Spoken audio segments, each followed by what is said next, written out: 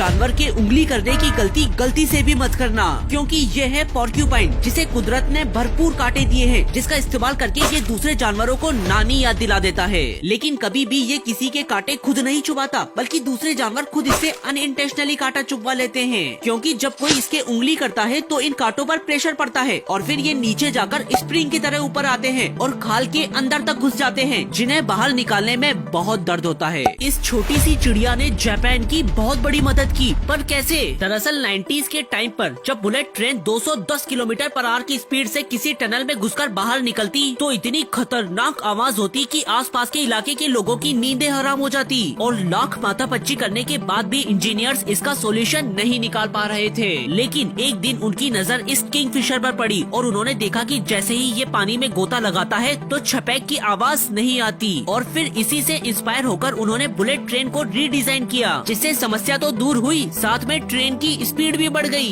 क्या आपने कभी सोचा है कि इस लिक्विड पर भागते हुए लोग इसमें डूबते क्यों नहीं? क्या ये वाकई कोई जादुई लिक्विड है? वेल, ऐसा नहीं है। दरअसल ये एक ऐसा लिक्विड है जिसको अगर आप मोहब्बत से छुओगे तो ये शर्माते हुए पानी पानी हो जाएगा, लेकिन वही सख्ती दिखाने पर ये एकदम से हार्ड हो जाता है और न्यूटन के लॉ की ऐसी तैसी कर देता है। इसीलिए ही तो इसे नॉन न्यूटोनियन फ्लूइड कहते हैं, जिसपे भागने पर ये सॉलिड बिहेव करता है, लेकिन अगर कुछ प्यार से डालोगे तो पूरा अंदर ले लेगा।